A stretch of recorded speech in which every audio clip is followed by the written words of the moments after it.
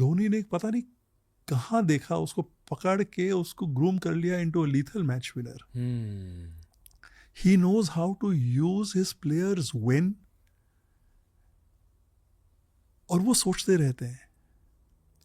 तो उनसे मैं जितने बार इंटरेक्ट करता हूँ मुझे कुछ ना कुछ सीखने को मिलता है. लखनऊ और चेन्नई की गेम थी. मेरा 11 साल का ग्रैंडसन है, मेरी लड़की का लड़का, वो क्रिकेट के लिए पागल है. अच्छा, धोनी उसको मेरे घर में 5-7-8 साल आगे क्रिकेट खेलना सिखा रहे थे. तो माही को ये याद था, बट वो उस टाइम 2 साल का था या 3 साल का था, उसको अब इतना याद नहीं था. वो नॉन स्टॉप क्वेश्चंस बम्बार्ड किए जा रहा था.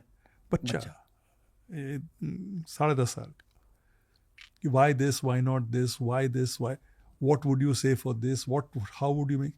अच्छा, मैं बोल रहा था कि तुम एक लेजेंड से बात करो, चलो. और माही ने मुझे कहा, छोड़ दीजिए sir, I am enjoying this, आप जाइए, leave him to me. And आधे घंटे तक उसके साथ वो बात करते रहे. तो दिस ह्यूमन क्वालिटी कि एक बच्चे के साथ वो इतना समय उन्होंने बिताया, दैट रिस्पेक्ट कि ये संजीव गोयनका का ग्रैंडसन है तो इसको मैं प्रेम दूंगा. It is not only something that touches you in the heart, but makes you learn कि आपको भी औरों के साथ ऐसा ही व्यवहार करना चाहिए. इसलिए वो धोनी बने. इसीलिए वो धोनी है. इसीलिए लखनऊ में जब वो खेलते हैं तो ब्लू से ज़्यादा, ब्लू तो बहुत कम दिखते हैं, चेन्नई के गेम में येलो ही दिखता है. यू नो, दर्द वाली बात ये है सर कि ये वानखेड़े में भी होता है. That is Dhoni, and that is why he has got this kind of fandom. या मतलब वो तो लेजेंड है अभी, मतलब legend है. Given so much to the country. 100%. Right. ये जो हमारी टीम जीती T20 वर्ल्ड कप, काफ़ी सारे दिग्गज इसी टीम के उनके मेंटीज हैं, इन्होंने मेंटरिंग दी है उन्हें. काफ़ी सारे मतलब mostly. I can't think of someone who's not in that.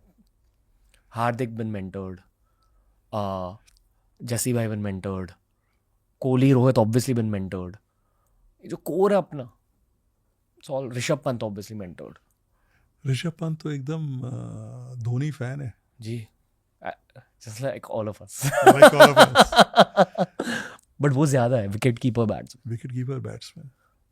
Parallels दिखता है आपको दोनों में? देखिए, मैं ऋषभ को इतने अच्छे से अभी तक जानता नहीं हूँ जी, तो आई कांट से, पर माही जैसा ब्रेन मुझे आज तक दूसरा दिखा नहीं.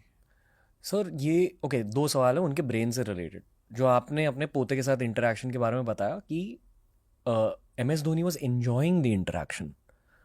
पहला सवाल ये है कि what do you think he was enjoying, the curiosity aspect? I don't know whether it was purely the curiosity और इट वाज एन इमोशन कि ये संजीव गोयनका का ग्रैंडसन है and I have a good relation with Sanjeev Goenka, therefore I must go that extra mile. I don't know what it was. हाँ जी. But either way, जो भी था, एक लीडर का कैरेक्टरिस्टिक है कि या तो आप बच्चे को इनकरेज कर रहे हो और या आप एक रिलेशनशिप को मान दे रहे हो. Either way, या दोनों का कॉम्बिनेशन है. जी. और ये पता है सर, मुझे सौरव गांगुली और MS धोनी के बीच एक कॉमनैलिटी दिखती है. First of all, both are iconic captain, both are legends.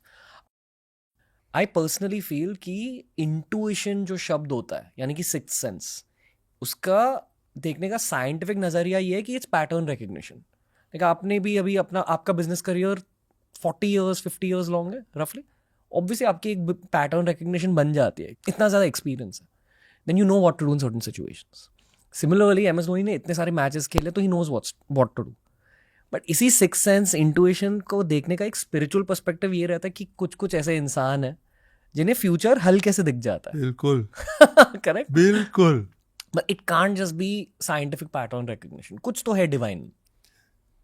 और कुछ एक आभास होती है, एक फीलिंग आती है कि ये सही है उस समय पे, जी। और वो कैसे आती है पता नहीं चलता है। हम्म। और वो, उसको आप इंट्यूशन बोलिए, उसको डिवाइन इंटरवेंशन बोलिए, उसको जो भी बोलिए।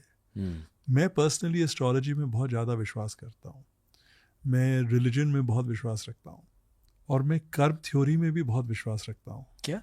कर्म, कर्म। Do unto others as you would have them do unto you. मतलब हाँ जी। आप अच्छा करेंगे तो आपके साथ अच्छा होगा, आप खराब करेंगे तो आपके साथ खराब होगा। सिंपल सी चीज़ है। जी जी।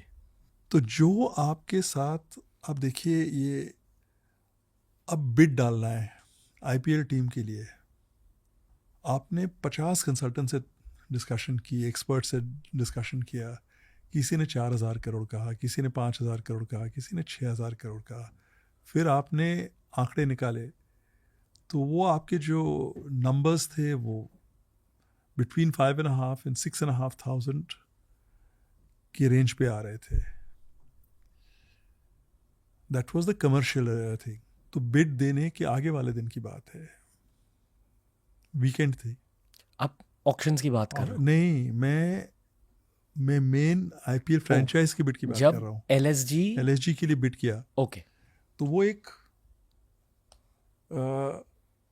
इंटेंस मोमेंट था, क्योंकि पार्शली मेरी इच्छा थी, पार्शली मुझे इसकी वैल्यू अप्रिसिएशन थी, एंड लार्जली मेरे फादर का वो था, लार्जली फादर। लार्जली फादर वाह। का वो था।